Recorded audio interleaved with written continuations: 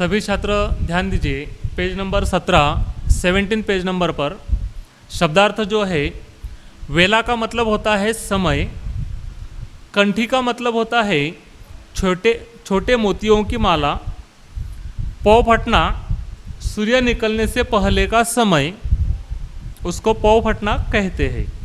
चूरमा जो होता है आटा, घी और चीनी से तैयार किया गया एक मिष्टान्न। स्नेह का मतलब है प्रेम, भेद का मतलब है अंतर, विपदा का अर्थ है मुसीबत, शिखा का मतलब है दीपक की लौ जो जलती रहती है, गुंबद का मतलब है भवन का ऊपरी गोल भाग, बड़ा दिवस यानी बड़ा दिन, क्रिसमस बड़ा दिवस यानी जो क्रिसमस का त्यौहार होता है या किसी त्यौहार का जो दिन होता है वह दिन। गिरिजन का मतलब होता है पहाड़ों पर रहने वाले लोग। समरस का अर्थ है मिलकर एक होना। भंगड़ा का अर्थ है पंजाब का एक लोक नृत्य है। गरबा का अर्थ है गुजरात का लोक नृत्य। यह सब शब्दार्थ आपकी नोटबुक में आपको लिखने हैं। आगे चलते हैं मौखिक प्रश्नों की ओर। प्रश्न पहला, मेलों की वेला आने पर क्या नाच उठा है? उत्तर लिखना है, मेलों की वेला आने पर धरती का कन कन नाच उठा है।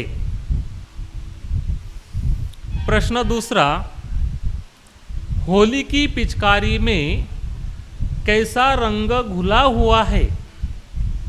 उत्तर, प्रश्न दूसरा, होली की पिचकारी में कैसा रंग घुला हुआ है? उत्तर, होली की पिचकारी में स्नेह भरा रंग घुला हुआ है। होली की पिचकारी में स्नेह भरा रंग घुला हुआ है। प्रश्न तीसरा, गिरजों के घंटे कब गूंज उठते हैं? उत्तर, त्योहारों के पर्व पर, त्योहारों के या किसी पर्व पर यानी क्रिसमस के त्योहार पर गिरजों के घंटे गूंज उठते हैं।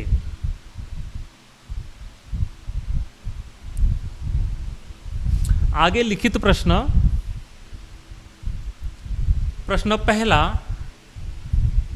कवि ने हाट के विषय में क्या बताया है? उत्तर लिखिए। कवि ने हाट के विषय में बताया है कि हाट दुकानें सजाई जाती है मोटर, कंठी, माला, बिंदिया, चूड़िया आदि मनचाही चीज़ें मिलती है। प्रश्न दूसरा, दिवाली हमें क्या संदेश देती है? उत्तर, दिवाली हमें संदेश देती है कि परिश्रम करने पर ही लक्ष्मी, ब्रैकेट में लिखिए धन, ब्रैकेट कंप्लीट, हमारे घर आएगी।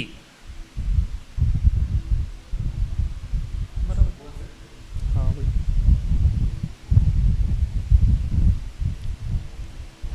प्रश्न तीसरा, ईद और बड़े दिन पर क्या होता है?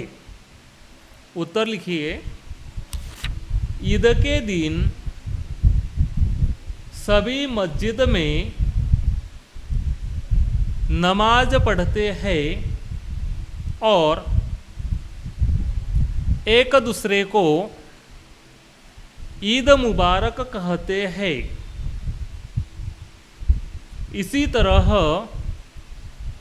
बड़े दिन के अवसर पर रात के 12 बजे गिरजाघर के घंटे बजने लगते हैं और सभी एक दूसरे को क्रिसमस की बधाई देते हैं।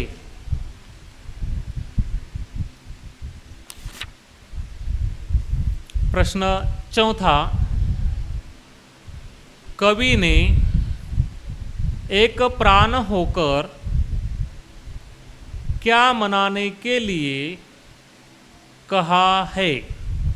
उत्तर, कवि ने एक प्राण होकर सभी त्योहारों व उत्सवों को मनाने के लिए कहा है। प्रश्न पांचवा, इस कविता में कवि ने क्या संदेश दिया है? उत्तर, इस कविता में कवि ने एक होना यानी मिलजुल कर रहने तथा एक दूसरे की खुशियों में शामिल होने अर्थात खुश होने का संदेश दिया है। प्रश्न छठवा, नीचे दिए गए अर्थों वाली पंक्तियाँ कविता में से चुनकर लिखो। लोग पोंगल और मकर संक्रांति के त्यौहार पर सुबह जल्दी जाग जाते हैं। इस अवसर पर खीर चूरमा बनाया जाता है और बैलों की दौड़ प्रतियोगिता होती है। उत्तर, पोंगल मकर मनाने को पौ फूटते ही उठ जाते, खीर चूरमा खा खाकर बैलों की दौड़ कराते। उत्तर, पोंगल मकर मनाने को पौ फूटते ही उठ जाते, खीर चूरमा खा खाकर बैलों की दौड़ कराते। प्रश्न सातवां, सही उत्तर के सामने सही का निशान लगाओ। क, मेलों के मौसम में कौन नाचने लगते हैं? उसमें बच्चे बूढ़े, टिक करना है बच्चे और बूढ़े को। ख, होली का त्यौहार हमें कौन सा भेद भुलाने की सीख देता है? ऊंच नीच का। उत्तर है ऊंच नीच का। उस सर्कल में आपको राइट करना है। ग, गिरिजन और वनवासी मिलजुल कर किसमें भाग लेते हैं? उत्तर, रथ यात्रा में। उत्तर, रथ यात्रा में। इस सर्कल को राइट करना है। बात भाषा की। प्रश्न पहला, नीचे दिए गए शब्दों में जो पर्यायवाची नहीं है, पर्यायवाची नहीं है, उस पर गोला लगाओ।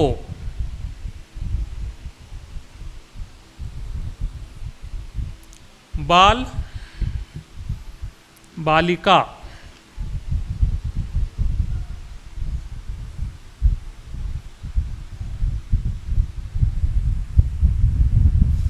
स्नेह,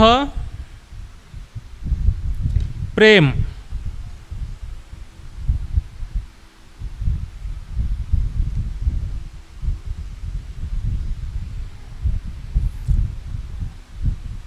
दीपक,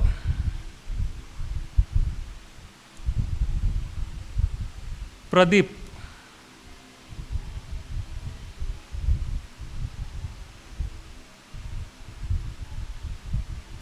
गिरी, नारियल, वन, बगिया। यहाँ पर जो दूसरा है स्नेह, उसका प्रेम नहीं होगा, उसका प्रिय होगा, प्रिय। बाद भाषा की जो दूसरा है स्नेह का, वह प्रिय, उसको आप टिक करना है, प्रिय को, प्रेम को नहीं।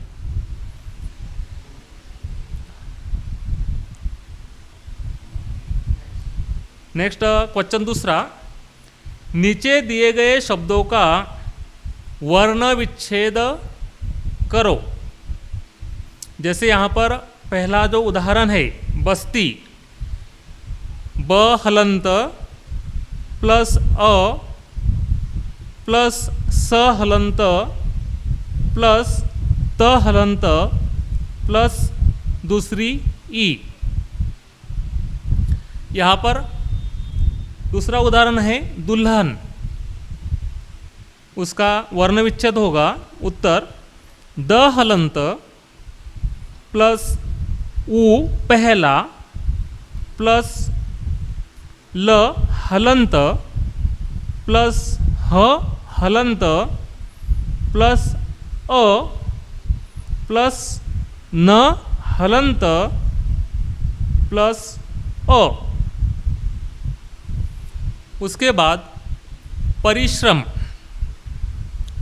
प हलंत प्लस अ प्लस र हलंत प्लस ई पहली प्लस श हलंत प्लस र हलंत प्लस अ प्लस म हलंत प्लस अ।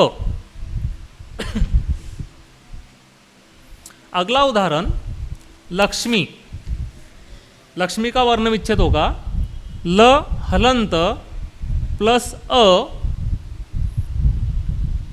प्लस क हलंत प्लस षटकोण का श हलंत प्लस म हलंत प्लस ई दूसरी। अगला उदाहरण गुंज,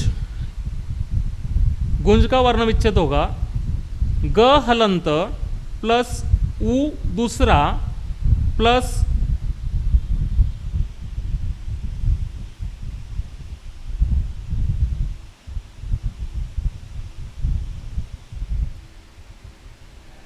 प्लस उ ऊपर अर्धचंद्र बिंदी प्लस ज हलंत प्लस अ गुंज। प्रश्न तीसरा, नीचे दिए गए वाक्यों में से संज्ञा शब्द चुनकर लिखो। क उदाहरण है धरती नाच उठी, इसमें संज्ञा है धरती। आगे के उदाहरण देखते हैं।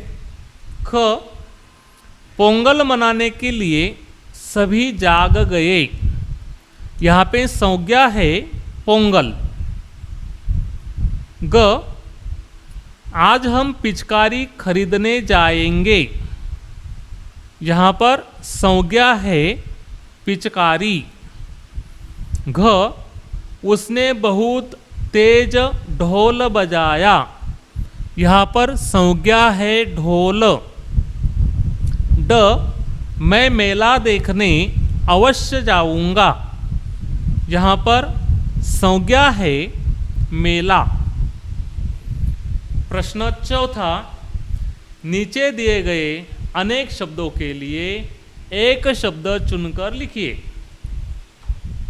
जैसे यात्री, बांसुरी वादक, परिश्रमी, नर्तक, वनवासी। इसमें एक शब्द अनेक शब्दों के लिए लिखना है। उदाहरण है पहला यानी क, परिश्रम करने वाला परिश्रमी, वन में रहने वाला वनवासी, यात्रा करने वाला यात्री, नृत्य करने वाला नर्तक, बांसुरी बजाने वाला बांसुरी वादक। प्रश्न 5वां, नीचे दिए गए शब्दों के बहुवचन लिखिए। बस्ती बस्तियाँ, कंठी कंठियाँ, चूड़ी चूड़ियाँ, राखी राखियाँ, बांसुरी बांसुरियाँ, मोटार मोटारे, हाट हाटे, दुकान दुकानें, मस्जिद मस्जिदें, बीन बीने। यहाँ पर आज का जो होमवर्क है, स्वाध्याय है, वह समाप्त होता है और कविता भी समाप्त होती है। छात्रों जरा ध्यान दीजिए, पेज नंबर 17 यानी 17 नंबर पर जो लिखित क्वेश्चन आंसर्स है, मैंने अभी जो बोले, यदि आपको सुनकर आप अपनी नोटबुक में अच्छी तरह से लिख पाते हैं, लिख सकते हैं, तो लिख लीजिए। आपको लिखने में कोई प्रॉब्लम होगा, समस्या है, तो हम उसके जो आंसर है वह व्हाट्सएप ग्रुप पर भेजेंगे। धन्यवाद।